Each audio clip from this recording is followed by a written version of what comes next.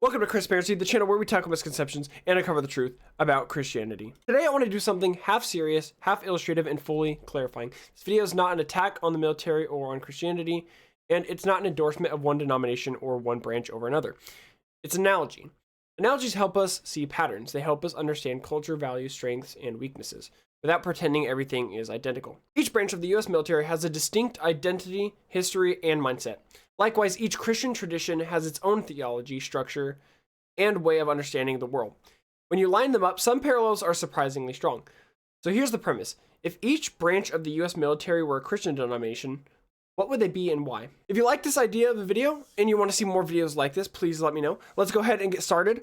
I believe that the first branch of the military that we're going to be talking about, the Army, is most like Roman Catholicism. It's the oldest, largest, and most institutional branch. When people picture the military, they usually picture the Army first. Same goes with Catholicism within Christianity. It's massive, global, and historically dominant. Both are built on hierarchy. Rank matters. Authority matters. Structure matters. There's a clear chain of command, and that chain exists for a reason: continuity. The Army, like Catholicism, values stability over speed. It's not designed to pivot quickly, it's designed to endure. Doctrine and tradition are central here. The Army has regulations for everything, just as Catholicism has formal doctrine, councils, catechisms, and centuries of developed theology. That depth gives it strength. It also makes change slow and cautious. Critics say the Army can be bureaucratic, bloated, or resistant to reform. Critics say the same about Catholicism. Supporters would respond that what looks like rigidity is actually reliability. When something has lasted this long, you don't casually rewrite it. The Army and Catholicism both think in centuries, not news cycles. They assume permanence. They assume continuity. They assume the institution will outlive any individual within it. Next is the Navy, and I think the Navy is most like Eastern Orthodoxy. This is another ancient tradition, but it feels fundamentally different from Catholicism. There's history here, but it's not centralized the same way. It's older than most people realize, and it operates with its own internal logic. The Navy has rituals, customs, and language that feel strange to outsiders. Ship culture, naval terminology, and traditions going back hundreds of years create a sense of mystique. Eastern Orthodoxy has that same effect. Its liturgy, iconography, and theology feel foreign to many Western Christians. Both emphasize continuity with the ancient past. Orthodoxy often prides itself on not changing. The Navy similarly carries traditions that feel almost ceremonial compared to other branches. There's also a sense of operating in a different realm. The sea is its own world. Orthodoxy often feels like it exists in a spiritual world adjacent to modern Western Christianity rather than fully inside it. Less centralized authority, more emphasis on tradition, symbolism, and lived continuity. To insiders, it feels rich and profound. To outsiders, it can feel inaccessible or opaque. Next, we have the Air Force, which is evangelical. The Air Force aligns best with modern evangelicalism, especially the megachurch model. It's not ancient, but it's not brand new either. It's emerged during a period of rapid technological and cultural change and built its identity around specialization, scale, and efficiency. Evangelical megachurches did the same. Modern infrastructure, clear messaging, and emphasis on reach and impact. The Air Force values precision, planning, and systems that work at scale. Evangelicalism often emphasizes clarity of message, broad appeal, and operational effectiveness over deep historical continuity. Both prioritize mission success and measurable results. There's still structure and doctrine, but it's simplified. Complex traditions are trimmed down in favor of accessibility and consistency. Critics say that this can feel corporate, impersonal, or overly optimized. Supporters argue that it allows the mission to reach more people with less friction. The Air Force and evangelicalism both sit comfortably in the modern world.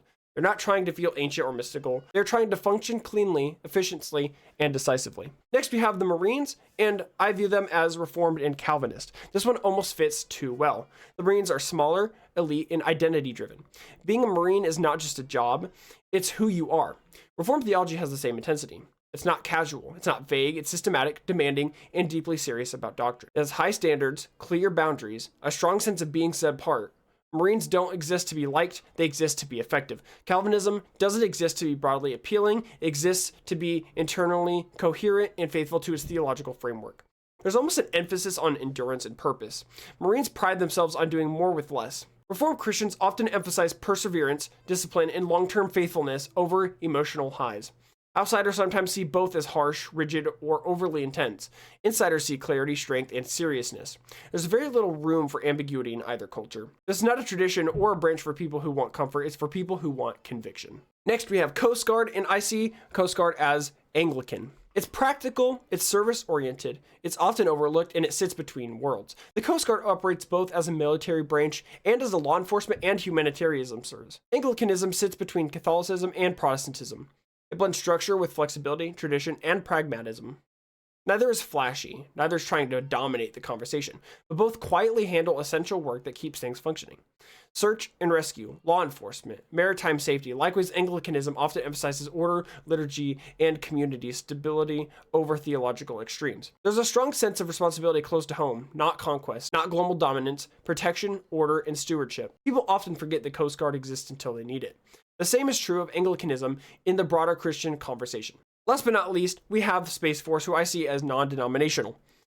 It's the newest branch, built almost entirely around capability, speed, and relevance, rather than inherited tradition.